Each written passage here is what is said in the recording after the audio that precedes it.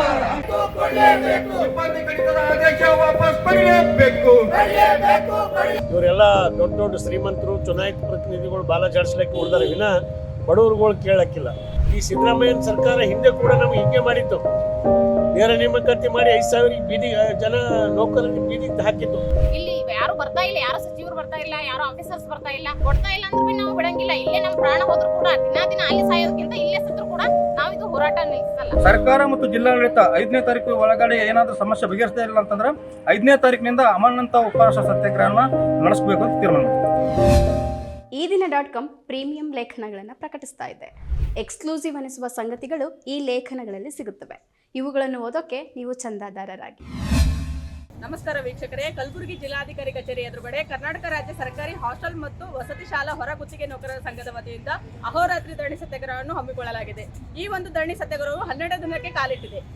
ಇದುವರೆಗೂ ಸ್ಥಳೀಯ ಪ್ರತಿನಿಧಿಗಳಾಗಲಿ ಜಿಲ್ಲಾಡಳಿತವಾಗಲಿ ಇವರ ಒಂದು ಸಮಸ್ಯೆಗೆ ಆಲಿಸ್ತಾ ಇಲ್ಲ ಮತ್ತು ಅವರ ಸಮಸ್ಯೆ ಈಡೇರಿಸುವಂತಹ ಭರವಸೆಯನ್ನು ಕೊಡ್ತಾ ಇಲ್ಲ ಅನ್ನುವಂಥ ಮಾತನ್ನು ಕೇಳಿ ಬರ್ತಾ ಇದೆ. ನಮ್ಮೊಂದಿಗೆ ಮುಖಂಡರಿದ್ದಾರೆ, ಮಾತಾಡೋಣ ಬನ್ನಿ. 9 ದಿನಗಳಿಂದ ನಿರಂತರ ಧರಣಿ ಸತ್ಯಾಗ್ರಹ ನಡೆದಿದೆ. ಈ ಒಂದು ಧರಣಿ ಸತ್ಯಾಗ್ರಹಕ್ಕೆ ಜಿಲ್ಲಾಡಳಿತ ಸ್ಪಂದಿಸಿಲ್ಲ. ಇವತ್ತು ಮಾನ್ಯ ಸಚಿವರಾದಂಥ ಪ್ರಿಯಾಂಕ ಖರ್ಗೆ ಅವರು ಬಂದಾಗ ಮೊನ್ನೆ 25ನೇ ತಾರೀಕಿಗೆ ಅವ್ರಿಗೆ ಹೋಗಿ ಭೇಟಿಯಾದೆವು. 100 ಹೆಣ್ಮಕ್ಳು ಹೋಗಿ ಭೇಟಿಯಾದೆವು. ಈ ನಮ್ಮ ಸಮಸ್ಯೆಗಳ ಬಗ್ಗೆ ಹೇಳಿದೆವು. ಆದ್ರೆ ಅವರು ನೋಡೋಣ, ಇಲ್ಲ ಟೈಮ್ ಅದ, ವಿಚಾರ ಮಾಡ್ಲಿಕ್ಕೆ ಟೈಮ್ ಕೊಡ್ರಿ ಅಂತ ಹೇಳಿದ್ರು. ಅಂದ್ರೆ ಜಿಲ್ಲಾ ಉಸ್ತುವಾರಿ ಮಂತ್ರಿಗೆ ಇಲ್ಲಿ ಏನು ನಡೆದ ಗೊತ್ತಿಲ್ಲೇನೋ, ಅವತ್ತೇನೋ ಹೋದಾಗೆ ಗೊತ್ತಾಯ್ತು ಅನ್ನೋದು ಪ್ರಶ್ನೆ. ಅದಕ್ಕೆ ಮ್ಯಾನ್ ಪವರ್ ಏಜೆನ್ಸಿ ಹಿಂಗೆ ನಮಗೆಲ್ಲ ಹರೇಸ್ಮೆಂಟ್ ಮಾಡ್ತಾರೆ, ವೇತನ ಕಡಿಮೆ ಮಾಡ್ತಾರೆ ಅಂತ ಹೇಳಿದೆವು. ಅವ ಯಾವನ ಕರ್ಸಿ ಕೇಳ್ತೀನಿ ಅಂತ ಹೇಳಿದ್ರು. ಅಷ್ಟೇ ಮಲೈ ಸಿಗ್ತಿತ್ತು ಪ್ರತಿ ವರ್ಷ. ಈ ಮಲೈ ಸಿಗಲ್ಲ ಅಂತೇಳಿ ಅವ್ರು ನಮ್ಗೆ ಅದ್ರ ಬಗ್ಗೆ ಮಾತಾಡಲ್ಲ. ಮ್ಯಾನ್ ಪವರ್ ಏಜೆನ್ಸಿ ರದ್ದು ಮಾಡ್ರಿ ಅಂದ್ರೆ ಇವ್ರಿಗೇನು ಬೇಕಾಗ್ಯದ? ಬಿದರ್ದಾಗ ಕೋಆಪರೇಟಿವ್ ಸೊಸೈಟಿ ಮೂಲಕ ವೇತನ ಕೊಡ್ತಾರೆ. ಅಲ್ಲಿ ಯಾವ ಕಾರ್ಮಿಕರಿಗೂ ಅನ್ಯಾಯ ಆಗಲ್ಲ, ಕರೆಕ್ಟಾಗಿ ವೇತನ ಸಿಗ್ಲತ್ತ. ಅದಕ್ಕೆ ಗುಲ್ಬರ್ಗದಾಗಲೂ ಕೂಡ ಆ ಕೋಆಪರೇಟಿವ್ ಸೊಸೈಟಿ ಮಾಡಿ ಜಿಲ್ಲಾಧಿಕಾರಿಗಳ ಅಧ್ಯಕ್ಷತೆಯಲ್ಲಿ ಆ ವೇತನ ಕೊಡೋದೇನು ಸಿಸ್ಟಮ್ ಅದ ಬಿದರ್ ಮಾದರಿಯಲ್ಲಿ ಇಲ್ಲೂ ಮಾಡಿರಿ ಅಂತ ಕೇಳ್ತೀವಿ. ಕನಿಷ್ಠ 31,000 ರೂಪಾಯಿ ವೇತನ ಕೊಡಬೇಕು. ಈ ಸಿಬ್ಬಂದಿ ಕಡಿತ ಮಾಡಿ ನಮ್ಮವರಿಗೆಲ್ಲ ಕೆಲಸದ ಹೊರೆ ಹೆಚ್ಚಾಗ್ಯದ. ಮುಂಜಾನೆ 6ಕ್ಕೆ ಹೋದ್ರೆ ರಾತ್ರಿ 9 ಗಂಟೆಯಿಂದ ದುಡಿಬೇಕು. 15 ತಾಸು ದುಡಿದ್ರೂ ಕೂಡ ಅವ್ರಿಗೆ ದುಡಿದಷ್ಟು ಕೂಡ ವೇತನ ಮಿನಿಮಮ್ ಯೋಜನೆ ಸರಿ ಆಗ್ತಾ ಇಲ್ಲ. ಅದು ಇಲ್ಲ ಆಗ್ತಾ ಇಲ್ಲ ಅಂತ ಹೇಳ್ತು ಹೊಯ್ಕೊಲತ್ತಿದ್ದೆವು. ಹಲವಾರು ಸಲ ಪತ್ರಿಕೆದಾಗ ಬಂತು, TV ಮಾಧ್ಯಮದಾಗ ಬಂತು. ಆದರೂ ಕೂಡ ಜಿಲ್ಲಾಡಳಿತ ಆ ಕಡೆ ನೋಡ್ತಾ ಇಲ್ಲ. ಅದಕ್ಕೆ ನಮ್ಗೆ ರಜೆ ಕೊಡ್ರಿ, ವಾರಕ್ಕೊಂದು ರಜೆ ಕೊಡ್ರಿ, 10 ವರ್ಷ ಮೇಲ್ಪಟ್ಟು ದುಡಿದವ್ರಿಗೆ ಕ್ಷೇಮಾಭಿವೃದ್ಧಿ ಯೋಜನೆಯಲ್ಲಿ ನೇಮಕಾತಿ ಮಾಡಿರಿ ಅಂತೇಳಿ ನಮ್ಮ 10 ಬೇಡಿಕೆಗಳಿಗಾಗಿ ಇವತ್ತೇನು 9ನೇ ದಿನ ಧರಣಿ ನಡೆದ. ಈ ಧರಣಿ ಇಷ್ಟಕ್ಕೆ ನಿಲ್ಲಲ್ಲ. ನಮ್ಮ ಬೇಡಿಕೆ ಈಡೇರುತ್ತನ್ನು 1 ತಿಂಗಳು ಬಿಟ್ಟು 2 ತಿಂಗಳಾಗಿ ಜಿಲ್ಲಾಡಳಿತ ಬಾಯಿ ಬಿಟ್ಟಾರ. ಇದ್ದಂಥ ಮ್ಯಾನ್ ಪವರ್ ಏಜೆನ್ಸಿ 100 ಮಕ್ಕಳಿಗೆ 5 ಜನ ಇದ್ದಿದ್ದು 100ಕ್ಕೆ 4 ಜನ ಮಾಡ್ಯಾರ. ಅಂದರೆ ಸರ್ಕಾರ ಏನು ಬಡವರ ಪರವಾಗ್ಯದ, ಏನು ಶ್ರೀಮಂತರ ಪರವಾಗ್ಯದ, ಅದು ಚರ್ಚೆ ಮಾಡಬೇಕಂತೆ. ಸರ್ಕಾರಿ ಹಾಸ್ಟೆಲ್ಗಳಲ್ಲಿ ದುಡಿಯುತ್ತಿರುವ ಹೊರಗುತ್ತಿಗೆ ನೌಕರರು ತಮ್ಮ ನ್ಯಾಯಯುತವಾದ ಬೇಡಿಕೆಗಳಿಗಾಗಿ ಒತ್ತಾಯಿಸಿ ಕಳೆದ 12 ದಿನಗಳಿಂದ ಜಿಲ್ಲಾಧಿಕಾರಿಗಳ ಕಚೇರಿ ಎದುರೇ ಇವತ್ತು ಧರಣ ನಡೀತಾ ಇದೆ. ಆದರೆ ಜಿಲ್ಲಾಡಳಿತ ಅದ್ರ ಬಗ್ಗೆ ಗಮನನೇ ಹರಿಸ್ತಾ ಇಲ್ಲ, ಏನೂ ಇಲ್ಲ. ಪೂರಾ ಅವ್ರಿಗೇನು ಗೊತ್ತಿದ್ದು ಗೊತ್ತಿಲ್ಲದಂಗೆ ಇರ್ತಾರೆ. ಮೊನ್ನೆ 25ನೇ ತಾರೀಕಿಗೆ ಮಾನ್ಯ ಉಸ್ತುವಾರಿ ಸಚಿವರಾದ ಪ್ರಿಯಾಂಕ ಖರ್ಗೆ ಅವರ ಹತ್ರನೂ ಕೂಡ ಮನೆಗೆ ಹೋಗಿ 100 ಮಂದಿ ಹೆಣ್ಮಕ್ಳು ಹೋಗಿ ಮಾತಾಡಿದ್ರು. ಅವ್ರು ಹೇಳಿದ್ರಿಗೆಲ್ಲ ಸಮಸ್ಯೆ ಇದ್ದಿದ್ದು ನಿಜಾನೇ, ಆದರೆ ಅದ್ರ ಬಗ್ಗೆ ಚರ್ಚೆ ಮಾಡಬೇಕಂತ ಟೈಮ್ ಬೇಕಾಗ್ತದಂದರು. ಅಂದ್ರೆ ಈ ಒಂದು ಹಾಸ್ಟೆಲ್ ಹೊರಗುತ್ತಿಗೆ ನೌಕರರ ಮ್ಯಾನ್ ಪವರ್ ಏಜೆನ್ಸಿ ಶೋಷಣೆ, ಬಾಕಿ ವೇತನ ಕಡಿಮೆ ವೇತನ ಹಾಕ್ತಿದ್ದ ಬಗ್ಗೆ ಹಲವಾರು ಸಲ ಗುಲ್ಬರ್ಗದಲ್ಲಿ ಹೋರಾಟ ನಡೆದು ಪೂರಾ ಸರ್ಕಾರ ಗಮನಕ್ಕೆ ಸೆಳೆದಿದೆ. ವಿಧಾನಸೌಧಕ್ಕೆ ಬಿಸಿ ತಟ್ಟದು. ಆದರೆ ಇಲ್ಲಿಂದಲೇ ಖರ್ಗೆ ಅವ್ರಿಗೆ ಹೆಂಗೆ ಗೊತ್ತಾಗಲಿಲ್ಲ ಈ ಸಮಸ್ಯೆ? ಇದು ಗೊತ್ತಿಲ್ಲಪ್ಲೆ ಖರ್ಗೆ ಅವ್ರನ್ನೂ ಇರ್ತಾರೆ, ಈ ಕಡೆ ಒಂದು ಕಡೆ ಜಿಲ್ಲಾಧಿಕಾರಿ ಇರ್ತಾರೆ, ಜಿಲ್ಲಾ ಪಂಚಾಯತ್ CO ಇರ್ತಾರೆ. ಮೊನ್ನೆ ನಾವು ಜಿಲ್ಲಾ ಪಂಚಾಯತಿಗೆ ಹೋಗಿದ್ದೆವು. ಹೋಗಿ ಶಿವರಿಗೆ ಹೇಳಿದೆ, ನಮ್ಮ ಬಾಕಿ ವೇತನ ಬಿಡುಗಡೆ ಆಗ್ಯದ, ನಿಮ್ಮ ಜಿಲ್ಲಾ ಪಂಚಾಯತ್ನಿಂದ ಕೆಳಗೆ ಬಿಡುಗಡೆ ಆಗ್ತಾ ಇಲ್ಲ ಅಂತ ಕೇಳಿದೆವು. ನಿಮ್ಮಲ್ಲಿ ಯಾಕೆ ಅಂತಂದ್ರು, ನಿಮ್ಮಲ್ಲಿ ಅಕೌಂಟೆಂಟ್ ಯಾರೂ ಸರಿ ಇಲ್ಲ, ದುಡ್ಡು ಕೇಳ್ತಾರಂತೆ, ಮತ್ತು ದುಡ್ಡು ಯಾರು ಕೊಡ್ಬೇಕು ಅದಕ್ಕಂತ ಹಿಂಗೆ ಕೇಳಿದೆವು. ಕೇಳಿದಾಗ ಅವ್ರಂದರು ಅಕೌಂಟೆಂಟ್ ಭ್ರಷ್ಟನ, ಮತ್ತು ಯಾರು ಭ್ರಷ್ಟ ಯಾರಿಲ್ಲ ಹೇಳ್ರಿ ಅಂತ ನನಗೆ ಉಲ್ಟಾಗಿ ಕೇಳಿದ್ರು. ಅಂದ್ರೇನು, ಭ್ರಷ್ಟಾಚಾರ ನಡೆದಿದ್ದು ನಿಜನೇ ಅಂತ CO ಒಪ್ಕೊಂಡಂಗೆ, ಎಲ್ಲರೂ ಭ್ರಷ್ಟರೇ, ಯಾರು ಒಳ್ಳೆಯವರಿಲ್ಲ ಅಂತ ಮಾತು ಹೇಳಿದ್ರು. ಆದ್ರೇನು ಇಡೀ ಇವತ್ತು ಜಿಲ್ಲಾಡಳಿತ ಭ್ರಷ್ಟಾಚಾರದಲ್ಲಿ ಮುಳುಗ್ಯದ. ಬಡವರು ಕೇಳೋಕ್ಕೆ ತಯಾರಿಲ್ಲ. ಇವತ್ತು ನಾವು ಹಲವಾರು ಸಲ ಹೋರಾಟ ಮಾಡಿ ಗಮನ ಸೆಳೆದ್ರೂ ಕೂಡ ಅಧಿಕಾರಿಗಳು ಏನಿಲ್ಲ. ಈ ಅಧಿಕಾರಿಗಳು ದುಡಿಯುವ ವರ್ಗದ ಪರ ಇಲ್ಲ. ಇವರೆಲ್ಲ ದೊಡ್ಡ ದೊಡ್ಡ ಶ್ರೀಮಂತರು ಚುನಾಯಿತ ಪ್ರತಿನಿಧಿಗಳು ಬಾಲ ಜಾಡಿಸ್ಲಿಕ್ಕೆ ಉಳಿದಾರೆ ವಿನ ಬಡವರುಗಳು ಕೇಳಕ್ಕಿಲ್ಲ. ಅದಕ್ಕೆ ನಾವಂತೂ ಕನಿಷ್ಠ 31,000 ವೇತನ ಕೊಡ್ರಿ, ಬೀದರ್ ಮಾದರಿಯಲ್ಲಿ ನಮ್ಗೆ ವೇತನ ಪಾವತಿ ಮಾಡಿರಿ ಅಂತೀವಿ. ಬೀದರ್ದಾಗ ಕೋಆಪರೇಟಿವ್ ಸೊಸೈಟಿ ಅಂತ ಮಾಡಿ ಅದಕ್ಕೆ ಜಿಲ್ಲಾಧಿಕಾರಿಗಳ ಮೂಲಕ ವೇತನ ಪಾವತಿ ಮಾಡ್ತಾರೆ. ಅಲ್ಲಿ ಯಾರಿಗೆ ಒಂದು ಪೈಸೆನೂ ದುಡ್ಡು ಹೆಚ್ಚು ಕಡಿಮೆ ಆಗಲ್ಲ. ಪ್ರತಿ ತಿಂಗಳು PF ಕಟ್ತಾರೆ, ESI ಕಟ್ತಾರೆ, ಮತ್ತು ಅಲ್ಲಿ ವೇತನ ಕೂಡ ಕೊಡ್ತಾರೆ. ಆ ರೀತಿ ಬೀದರ್ ಮಾದರಿಯಲ್ಲಿ ಕೊಡ್ರಿ ಅಂದ್ರೆ ಇವ್ರಿಗೇನು ಬಂತು? ಇವ್ರಿಗೇನಂದ್ರೆ ಇವು ಪ್ರತಿ ವರ್ಷ ಮ್ಯಾನ್ ಪವರ್ ಏಜೆನ್ಸಿಗಳಿಂದ ಕರೋಡೋ ರೂಪಾಯಿ ಲೂಟ್ ಮಾಡ್ತಾರೆ ಜಿಲ್ಲಾಡಳಿತ. ಅದು ಇವ್ರಿಗೆ ಸಿಗಲ್ಲ ಅಷ್ಟೇ. ಅದಕ್ಕಾಗಿ ಏನೋ ಗೊತ್ತಿಲ್ಲಪ್ಲೇ ಒಂದು ಹೈ ಡ್ರಾಮಾ ಶುರು ಮಾಡ್ಯಾರ. ಅದಕ್ಕೆ ನಾವು ಹೇಳ್ತೀವಿ, ಇವತ್ತು ಬೀದರ್ ಮಾದರಿಯಲ್ಲಿ ಮಾಡಿದ್ರೆ ಕಾರ್ಮಿಕರಿಗೆ ಅನ್ಯಾಯ ಆಗಲ್ಲ. ಅದಕ್ಕಾಗಿ ಆ ಬೀದರ್ ಮಾದರಿಯಲ್ಲಿ ಕೊಡ್ರಿ, ಸಿಬ್ಬಂದಿ ಕಡಿತ ಮಾಡಿರಿ, ಕೆಲಸದ ಹೊರೆ ಹೆಚ್ಚಾಗ್ಯದ. 100ಕ್ಕೆ 5 ಜನ ಮೊದಲ ವಿದ್ಯಾರ್ಥಿಗಳು, ಇನ್ನು 100 ಜನ ವಿದ್ಯಾರ್ಥಿಗಳು 5 ಜನ ಅಡಿಗೆಯವರು ಇರ್ತಿರು. ಆದರೆ ಈಗ 4 ಜನ ಮಾಡ್ಯಾರ ಸರ್ಕಾರ. ಈ ಸಿದ್ದರಾಮಯ್ಯನ ಸರ್ಕಾರ ಹಿಂದೆ ಕೂಡ ನಮಗೆ ಹೀಗೆ ಮಾಡಿತ್ತು. ನೇರ ನೇಮಕಾತಿ ಮಾಡಿ 5,000 ಬೀದಿ ಜನ ನೌಕರರಿಗೆ ಬೀದಿಗೆ ಹಾಕಿತ್ತು. ಕೆಲಸ ಕಳ್ಕೊಂಡು ಬೀದಿ ಮೇಲೆ ಬಿದ್ದರು. ಆದ್ರೆ ಪುನಃ ಅದೇ ಸರ್ಕಾರ ಬಂದು ಕೆಲಸದ ಹೊರೆ ಮಾಡಿ ಈಗ ಕಾರ್ಮಿಕರಿಗೆ ಶೋಷಣೆ ಭಾಳಷ್ಟಾಗ್ಯದ. ಒಂದು ಕಡೆ ಆ ಕೆಲಸದ ಒತ್ತಡ, ಇನ್ನೊಂದು ಕಡೆ ಮನೆ ಕಡೆಯಿಂದ ವೇತನ ಇಲ್ಲದೇ ಒತ್ತಡ. ಅದು ಹೀಗಾಗಿ ಕಾರ್ಮಿಕರು ಭಾಳಷ್ಟು ಶೋಷಣೆಗೆ ಸಿಕ್ಕಿದ್ದಾರೆ. ಅದ್ರ ಬಗ್ಗೆ ಜಿಲ್ಲಾಡಳಿತ ಗಮನ ಹರಿಸಬೇಕು. ಸಿಬ್ಬಂದಿ ಕಡಿತ ಮಾಡಿದ ಆದೇಶ ವಾಪಸ್ ತೊಗೋಬೇಕಂತ ವಾರಕ್ಕೊಂದು ರಜೆ ಕೊಡಬೇಕು. ರಜೆನೇ ಇಲ್ಲ. ಇವತ್ತು ಪ್ರೈವೇಟ್ ಯಾವುದೋ ಕಿರಾಣಿ ಅಂಗಡಿಯವರು ವಾರಕ್ಕೊಂದು ರಜೆ ಕೊಡ್ತಾರೆ. ಆದರೆ ಹಾಸ್ಟೆಲ್ನಲ್ಲಿ ವಾರಕ್ಕೊಂದು ರಜೆ ಇಲ್ಲ. ರಜೆ ಕೊಡಬೇಕು. 8 ತಾಸು ದುಡಿಸ್ಕೋಬೇಕು. ಮುಂಜಾನೆ 6ಕ್ಕೆ ಹೋದ್ರೆ ರಾತ್ರಿ 9 ಗಂಟೆವರೆಗೆ ದುಡಿತಾರೆ. ಅಷ್ಟು ದುಡಿದ್ರೂ ಅವ್ರಿಗೆ ಏನು ಕಾಳಜಿನೇ ಇಲ್ಲ. ದುಡ್ದಂಥ ವೇತನ ಬಜೆಟ್ ಬಂದ್ರೂ ಜಲ್ದಿ ಹಾಕೋರಲ್ಲ. ಹೀಗಾಗಿ ಭಾಳಷ್ಟು ಶೋಷಣೆ ಆಗ್ಯದ. ಮತ್ತು ಕ್ಷೇಮಾಭಿವೃದ್ಧಿ ಮಾಡಿರಿ ಅಂತೀವಿ. ಯಾಕಂದ್ರೆ ಈಗ 10, 15, 20 ವರ್ಷ ನೌಕರಿ ಕೆಲಸ ಮಾಡ್ಕೊತ ಬಂದಾರೆ. ಮುಂದೆ ಏನೋ ಆಗ್ಬೋದು. ಆದರೆ ಸರ್ಕಾರ ಅದ್ರ ಬಗ್ಗೆ ಏನೂ ಕ್ರಮನೇ ವಹಿಸ್ತಾ ಇದೆ.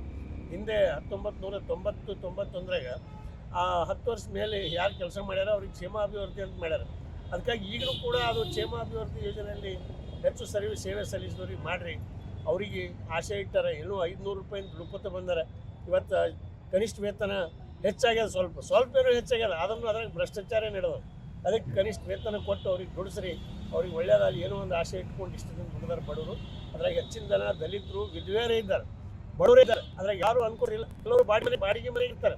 2 ತಿಂಗಳು, 3 ತಿಂಗಳು, 4 ತಿಂಗಳು ಶಾರ್ಪಿಲ್ಲ ಅಂದ್ರೆ ಅವ್ರು ಬಾಡಿಗೆ ಬರೀ ಎಷ್ಟು ರಾಸವರು ಅವ್ರು ಕೇಳಬೇಕು. ಇನ್ನ ವೇತನ ಇಂಥ ಅದಕ್ಕಾಗಿ ಒಂದು ನಮ್ದು ವೇತನ ಕೂಡ ಎಲ್ಲ ದರಗಳು ಹೆಚ್ಚಿಗೆ ಮಾಡಿರಿ. ದರ ಹೆಚ್ಚಿಗೆ ಮಾಡಿರಿ, ಗ್ಯಾಸ್ ದರ ಎಲ್ಲ ಹೆಚ್ಚಿಗೆ ಮಾಡಿರಿ. ಅದು ವೇತನ ಹೆಚ್ಚಿಲ್ಲ. ಕಳೆದ 3 ವರ್ಷ ಹಿಡಿದು 1 ರೂಪಾಯಿನೂ ವೇತನ ಹೆಚ್ಚಾಗಿಲ್ಲ. ಆದ್ರೆ ಉಲ್ಟಾ ಬರಲ್ಲ. ಜೋನ್ 1, 3 and 4 ಅಂತ ಮಾಡಿ ಜೋನ್ ಮಾಡ್ತಾರೆ. ಬೆಂಗಳೂರು ಸಿಟಿ, ಜಿಲ್ಲಾ head quarter, taluk head quarter, ಗ್ರಾಮೀಣ ನಾವು 3 ಡೋಟಿನ 4 ಜೋನ್ ಅಂತ ಮಾಡಿ ಇದ್ದಂತ 16,600 ಟೆಕೋ ಸ್ಯಾಲರಿ ಬರ್ತಿತ್ತು. ನಮ್ಗೆ ಕಿದಾಗ ಬರೀತು. ಅದು ಉಲ್ಟಾ 16,000 ಮಾಡಿ, ಅಂದ್ರೆ 2,600 ರೂಪಾಯಿ ಕಟ್ ಮಾಡಿ. ಅಂದ್ರೆ ಸರ್ಕಾರ ಏನೋ ಬಡವ್ರ ಪರವಾಗಿ ಅದು ಇದು ಫ್ರೀ, ಅದು ಗ್ಯಾರಂಟಿ, ಇದು ಗ್ಯಾರಂಟಿ ಅಂತ ಬಿಟ್ಟು ಇದು ಗ್ಯಾರಂಟಿ ಕಸ್ಕೊಂಡು ಸಿದ್ದರಾಮಯ್ಯ ಅವರು. ಅದಕ್ಕೆ ನಾವು ಗ್ಯಾರಂಟಿ ಏನಾರ ಮಾಡಿ ನಮ್ಮದು ಪಗಾರ ನಮಗೆ ಗ್ಯಾರಂಟಿ ಕೊಡ್ರಿ ಅಂತ ಕೇಳಿದ ಅಷ್ಟೇ. ಹಾಗಾಗಿ ಹೋರಾಟ ಇವತ್ತು ನಿರಂತರ ಮಾಡ್ತಾ ಇದ್ದು. 5 ತಾರೀಕಿನಿಂದ ಇನ್ನು ಬಗೆಹರಿಸಲಿಲ್ಲ ಇಲ್ಲಿ ಉಪವಾಸ ಸತ್ಯಾಗ್ರಹ ಮಾಡೋದನ್ನ ಏನ್ ಮಾಡಿದೆವು. ಬೀದರ್ ಮತ್ತು ಗುಲ್ಬರ್ಗ ಮತ್ತು ಬಿಜಾಪುರಲ್ಲಿ ಅಹೋರಾತ್ರಿ ಧರಣಿ ನಡೆದು ಈ ಧರಣಿ 2 ಗಂಟೆ ಏಕಕಾಲಿಕ ಮುಕ್ತಾತಿ ಬೇಡಿಕೆ ಈಡೇರುತ್ತೆ ಒಂದು ಮಾಧ್ಯಮ ಮೂಲಕ ಸರ್ಕಾರಕ್ಕೆ. ನಿಮ್ಮ ಹೆಸರು ಸರ್? ಕಾಶಿನಾಥ್ ಬಂಡಿ ಅಂತ ಹಾಸ್ಟೆಲ್ ಹೊರಗುತ್ತಿಗೆ ನೌಕರ ಸಂಘದ ಜಿಲ್ಲಾ ಕಾರ್ಯದರ್ಶಿ. ಕರ್ನಾಟಕ ರಾಜ್ಯ ಹಾಸ್ಟೆಲ್ ಹೊರಗುತ್ತಿಗೆ ನೌಕರ ಸಂಘ ಕಲಬುರಗಿ ಜಿಲ್ಲಾ ಸಮಿತಿ ವತಿಯಿಂದ ಕಳೆದ ದಿನಾಂಕ 20/1/2025ರಿಂದ ಅನಿರ್ದಿಷ್ಟಾವಧಿ ಅಹೋರಾತ್ರಿ ಧರಣಿ ಸತ್ಯಾಗ್ರಹ ಹಮ್ಮಿಕೊಂಡಿದ್ದೀವಿ. ಇಲ್ಲಿಗೆ 12 ದಿನಗಳು ಕಳೆದು 12 ದಿನಗಳು ಕಳೆದರೂ ಸಹ ಕಲಬುರಗಿ ಜಿಲ್ಲಾಧಿಕಾರಿಗಳಾಗಲಿ, ಸಂಬಂಧಪಟ್ಟ ಇಲಾಖೆ ಅಧಿಕಾರಿಗಳಾಗಲಿ ಯಾರೂ ಸಹ ಧರಣಿ ನಿರತ ಸ್ಥಳಕ್ಕೆ ಭೇಟಿ ನೀಡಿಲ್ಲ. ಇದನ್ನೆಲ್ಲ ನೋಡಿದ್ರೆ ಏನು ಮೇಲೆ ನೋಡಕ್ಕೆ ಕಾಣುತ್ತಂತಂದರೆ ಹಾಸ್ಟೆಲ್ ಹೊರಗುತ್ತಿಗೆ ನೌಕರ ಸಂಘದ ಬಗ್ಗೆ ಜಿಲ್ಲಾಡಳಿತಕ್ಕೂ ಮತ್ತು ಸಂಬಂಧಪಟ್ಟ ಇಲಾಖೆಯ ಅಧಿಕಾರಿಗಳಿಗೂ ಏನಂತಂತಂದ್ರೆ ಹಾಸ್ಟೆಲ್ ನೌಕರ ಸಂಘ ಅಂತಂದ್ರೆ ಒಂದು ಬೇಜವಾಬ್ದಾರಿ, ನಿಷ್ಕಾಳಜಿತನವನ್ನು ಎತ್ತಿ ತೋರಿಸ್ತದೆ. ಹಾಸ್ಟೆಲ್ನಲ್ಲಿ ದುಡಿತಿರುವಂಥ ಹೊರಗುತ್ತಿಗೆ ನೌಕರು ಕನಿಷ್ಠ ಬೆಳಗ್ಗೆ 6 ಗಂಟೆಯಿಂದ ಹೋದ್ರು ಅಂತಂದ್ರೆ ರಾತ್ರಿ 9 ಗಂಟೆವರೆಗೂ 18 ಗಂಟೆಗಳ ಕಾಲ ಕೆಲಸ ಮಾಡ್ತಾರೆ. ಒಂದು ದಿನಕ್ಕೆ 18 ಗಂಟೆಗಳ ಕಾಲ ಕೆಲಸ ಅಂತಂದ್ರೆ ಅವರು ಕತ್ತಿ ದುಡ್ದಂಗೆ ದುಡಿಸ್ಕೊಳ್ತಾರೆ. ಆದರೂ ಅವರಿಗೆ ವಾರದ ರಜೆ ಅಲ್ಲ. ಯಾಕಂತಂದ್ರೆ ನಾವು ಕಳೆದ ಸಲ ಕಾರ್ಮಿಕ ಇಲಾಖೆದವ್ರಿಗೆ ನಾವು ಕೇಳ್ಕೊಂಡಾಗ ಅವರು ಬೆಂಗಳೂರಲ್ಲಿ ಮೀಟಿಂಗ್ ಸೇರಿಸಿದ್ರು. ಮೀಟಿಂಗ್ ಸೇರಿಸಿ ಏನು ಹೇಳಿದ್ರು, ನಾವು ಕಡ್ಡಾಯ ವಾರದ ಒಂದು ರಜೆ ಕೊಡ್ತೀವಿ ಅಂತ ಹೇಳಿದ್ರು. ವಾರದ ರಜೆ ಕೊಡ್ತೀವಿ ಅಂತ ಮೌಖಿಕವಾಗಿ ಹೇಳಿದ್ರು ಹೊರತಾಗಿ ಆದೇಶ ಆಗಿ ಬರಲಿಲ್ಲ. ಇವತ್ತು ಬೇರೆ ಕಡೆ ಎಲ್ಲ ಅಂತ ಹಾಸ್ಟೆಲ್ನಲ್ಲೆಲ್ಲ ಕಿರಾಣಿ ದುಕಾನಲ್ಲಾಗಲಿ ಮತ್ತು ಬಟ್ಟೆ ದುಕಾನಲ್ಲಾಗಲಿ, ಹೋಟೆಲಲ್ಲಾಗಲಿ ಬೇರೆ ಬೇರೆ ಕಡೆ ಕೆಲಸ ಮಾಡೋರು ಕಾರ್ಮಿಕರಿಗೆ ವಾರದ ಸುಟ್ಟಿ ಕೊಡ್ತಾರೆ. ಆದರೆ ಹಾಸ್ಟೆಲಲ್ಲಿ ದುಡಿಯೋರಿಗೆ ಮಾತ್ರ ನಿರಂತರವಾಗಿ 18 ಗಂಟೆಗಳ ಕಾಲ ಕೆಲಸ ದುಡಿಸ್ಕೊತಾರೆ. ಇದ್ರ ಬಗ್ಗೆ ಯಾವ ಅಧಿಕಾರಿಗಳಿಗೂ ಕಾಳಜಿ ಇಲ್ಲ. ಜೊತೆಗೆ ಏನಂತಂದರೆ ನಾವು ಕಳೆದ ಇಲ್ಲಿ ವಿಭಾಗೀಯ ಮಟ್ಟದ ಹೋರಾಟ ಮಾಡಿದ್ದೀವಿ. ತಮಗೆಲ್ಲ ಗೊತ್ತಿದ್ರ ಬಗ್ಗೆ ಇಲ್ಲಿ 5 ಜಿಲ್ಲೆಗಳನ್ನು ಸೇರಿ ಮಳೆಗಾಲದಲ್ಲಿ ಮಳೆ ಸುರಿತಿತ್ತು. ವಿಭಾಗೀಯ ಮಟ್ಟದ ಹೋರಾಟ ಮಾಡಿ ಸರ್ಕಾರಕ್ಕೆ ಒಂದು ಪ್ರತಿಭಟನೆ ಮೂಲಕ ಒಂದು ಮನವಿ ಸಲ್ಲಿಸಿದ್ವಿ. ಅವತ್ತಿನ ಆಯುಕ್ತರು ಬಂದು ನಮ್ಗೆ ಹೇಳಿದ್ರು ನಿಮ್ಮ ಎಲ್ಲರನ್ನ ಸೇರಿಸಿ ನಿಮ್ಮ 5 ಜಿಲ್ಲೆಗಳನ್ನು ಒಳಗೊಂಡಂತೆ ಸೇರಿಸಿ ಒಂದು ಸಭೆ ಮಾಡ್ತೀವಿ, ಸಭೆಗೆ ನಿಮಗೆ ಚರ್ಚೆ ಮಾಡಿ ಸರ್ಕಾರಕ್ಕೆ ವರದಿ ಸಲ್ಲಿಸ್ತೀವಿ ಅಂತ ಹೇಳಿದ್ರು. ಆದರೆ ಇಲ್ಲಿವರೆಗೂ ಯಾವುದೇ ಅಧಿಕಾರಿಗಳು ಒಂದು ಸಭೆನೂ ಕರೆದಿಲ್ಲ. ಮತ್ತು ಜೋನ್ 1, 2, 3, 4 ಅಂತೇಳಿ ಮಾಡಿದ್ರಲ್ಲ, 1, 2, 3, 4 ಮಾಡಿದ್ರೆ ಪರಿಣಾಮ ಏನಾಗ್ತದೆ ಅಂತಂದರೆ ಎಲ್ಲ ಕಡೆ ಕೆಲಸ ಮಾಡೋರು ಒಂದೇ ಥರನೇ ಕೆಲಸ ಮಾಡ್ತಾರೆ. ಅದ್ರ ಜೋನ್ ಮಾಡಿಕೆ ಸರ್ಕಾರ ಒಂಥರ ಕಾರ್ಮಿಕರ ಮಧ್ಯೆ ಭಿನ್ನಾಭಿಪ್ರಾಯನ ಸೃಷ್ಟಿ ಮಾಡ್ತಿದೆ. ಅದನ್ನು ವಾಪಸ್ ತಗೋಬೇಕು, 1, 2, 3 ಅನ್ನು ರದ್ದುಪಡಿಸಬೇಕು, ಎಲ್ಲ ಇಲಾಖೆಗಳಿಗೂ ಸಮಾನವಾದ ವೇತನ ಕೊಡಬೇಕು ಅಂತ ಹೇಳ್ಕೊಂಡು ನಮ್ಮ ಬೇಡಿಕೆ ಅದ. ಈ ಹೋರಾಟ ಎಲ್ಲಿವರೆಗೂ ಮುಂದುವರಿಸ್ತೀವಿ ಈ ಹೋರಾಟ ನಾವು 5ನೇ ತಾರೀಕು ತನಕ ಒಂದು ಗಡುವು ಕೊಟ್ಟಿದ್ದೇವೆ. 5ನೇ ತಾರೀಕುವರೆಗೂ ಅನಿರ್ದಿಷ್ಟಾವಧಿ ಧರಣಿ ಸತ್ಯಾಗ್ರಹವನ್ನು ಹಾಕೊಂಡಿದ್ದೇವೆ.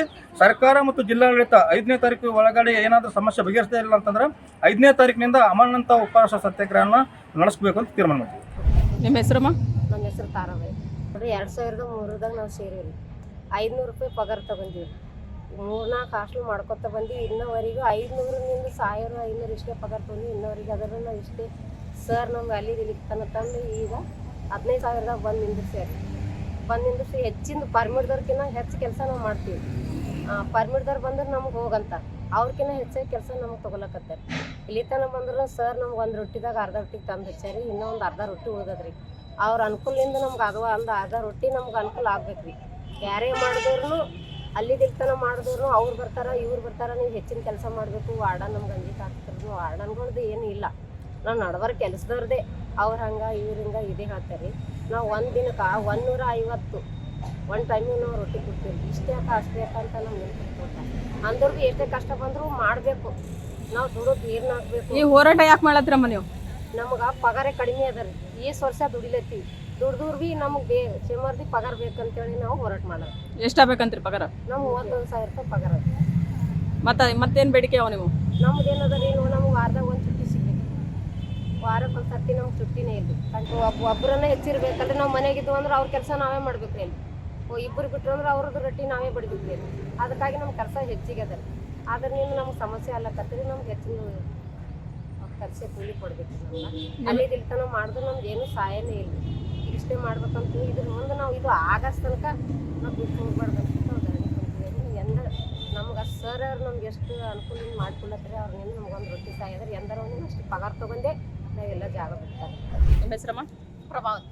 ಮುಂಜಾನೆ 6 ಗಂಟೆಗೆ ಹೋಗ್ತೀವಿ ಅಂದ್ರೆ ಕೆಲ್ಸಕ್ಕೆ ರೀ, ರಾತ್ರಿ 9 ಗಂಟೆ ಬಂದು ಈಗ ಸರ್ಕಾರ ಗ್ಯಾರಂಟಿ ಯೋಜನೆಗಳು ಮಾಡಿದ್ರೆ ನಮಗೆ ಬೇಗಿಲ್ರಿ. ನಾವು ಮುಂಜಾನೆ 6 ಗಂಟೆಗೆ ಹೋಗಿ ರಾತ್ರಿ 9 ಗಂಟೆ ಮನೆಗೆ ಬರ್ತೀವಿ. ಯಾವಾಗ ಬಸ್ಸಲ್ಲಿ ಓಡಾಡಬೇಕು, ಯಾವಾಗ ಇದು ಮಾಡಬೇಕು? ನಾವು ವೇತನ ಮಾಡ್ತಾ ಇಲ್ಲ. ನಾವು ಸುಮ್ಮನೆ ದುಡಿಯೋದು, ಕತ್ತಿ ದುಡ್ದಂಗೆ ದುಡಿಯೋದು. ನಮ್ಗೆ ಹಬ್ಬ ಸುಟ್ಟಿ ಇಲ್ಲ, ಹುಣ್ಣಿಮೆ ಸುಟ್ಟಿ ಇಲ್ಲ, ಯಾವುದೂ ಸುಟ್ಟಿ ಇಲ್ಲ.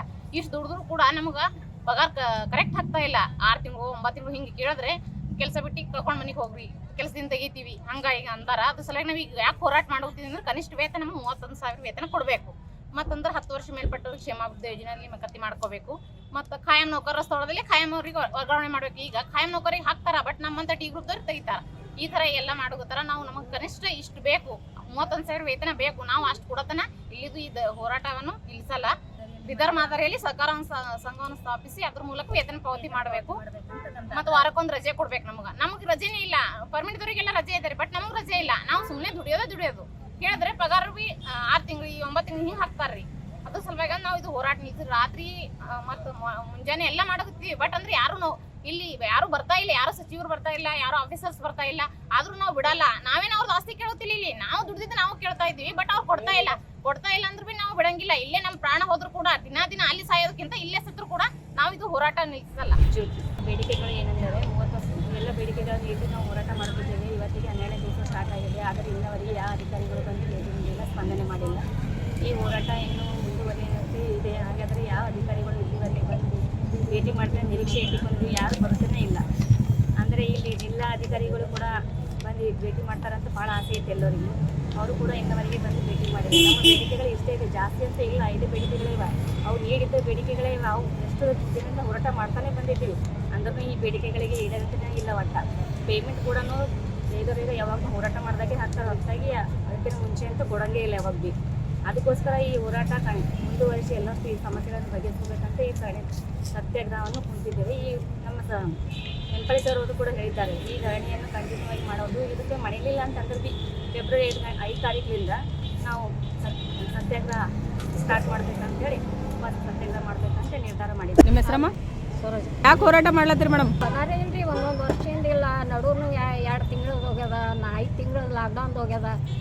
ಈಗ 3 ತಿಂಗಳು ಪಗಾರ ಬರ್ಬೇಕು. ಬರೀ ಪಗಾರ ಒಂದೇನಾ ಬೇಡಿಕೆ ಇನ್ನೂ ಭಾಳ ಕೇಳಿದ್ರೆ ತೆಗ್ದು ಹಾಕ್ಬೇಕಂತಾರೆ. ಅಂದ್ರೆ ನೀವು ಪೇಮೆಂಟ್ ಕೇಳಿದ್ರೆ ತೆಗಿಬೇಕಂತ ಅಂತಾರೆ. ಎಷ್ಟು ದಿನ ಆಯ್ತು ನೀವು ಹೋರಾಟ ಮಾಡ್ಲತ್ತಿ? 12 ದಿವಸ ಐತಿ. ಯಾರು ಅಧಿಕಾರಿಗಳು ಬಂದಿದ್ರ? ಯಾರು ಬಂದಿಲ್ಲ. ಈ ಹೋರಾಟ ಎಲ್ಲಿವರೆಗೂ ಮುಂದುವರಿಸ್ಬೇಕಂತೀರಿ ನೀವು? ಪಗಾರ ಹೆಚ್ಚಿಗಾಗಬೇಕು. ಎಷ್ಟಾಗಬೇಕು? 31 ಆದರೆ ಪರ್ಮಿಟ್ದವ್ರು ಮೊಬೈಲ್ ಹಿಡಿದು ಓಡಾಡುತ್ತಾರೆ. ನಾವು ನುಗ್ಗಲತ್ತೀವಿ ಅದು ಕೆಲಸ ಮಾಡಿ ಸ್ವಚ್ಛ ಮಾಡಿ ಹೋಗ್ಬೇಕು. ಮತ್ತೆ ಇಲ್ಲಿನೂ ಪೂರಾ ಅಷ್ಟು ಕೆಲಸ ನಡೆದದು. ಎಷ್ಟು ವರ್ಷ ಆಯ್ತಮ್ಮ ನೀವು ಕೆಲಸ ಮಾಡ್ಲತ್ತಿ? 20 ವರ್ಷ ಆಯ್ತು. 20 ವರ್ಷದಿಂದ ಪರ್ಮಿಟ್ ಆಗಿಲ್ಲ. ಏನೇ ಇಲ್ಲ, ಅರ್ಧ ಪಗಾರ ಆ ಕಡೆ ಅರ್ಧ ನಮಗೆ. ಕೇಳಿದ್ರಲ್ಲ ವೀಕ್ಷಕರೇ, ಮುಖಂಡರು ಏನೆಲ್ಲ ಮಾತಾಡಿದ್ರು ಅನ್ನೋದು ಕುರಿತಾಗಿ ಸಾಕಷ್ಟು ಮಾಹಿತಿಗಳನ್ನು ಕಲೆ ಹಾಕಿದ್ದೇವೆ. ಈ ದಿನ.com ಜೊತೆಗೆ ಗೀತಾ ಓಸ್ಮನಿ. ನಮಸ್ಕಾರ. ಮತ್ತಷ್ಟು ವಿಶೇಷ ವಿಡಿಯೋಗಳನ್ನು ನೋಡಲು ಮತ್ತು ಹೊಸ ವಿಡಿಯೋಗಳ ಬಗ್ಗೆ ತಿಳಿಯಲು ಈ ದಿನ.com ಯೂಟ್ಯೂಬ್ ಚಾನೆಲ್ ಸಬ್ಸ್ಕ್ರೈಬ್ ಮಾಡಿ ಮತ್ತು ಬೆಲ್ ಐಕಾನ್ ಕ್ಲಿಕ್ ಮಾಡಿ.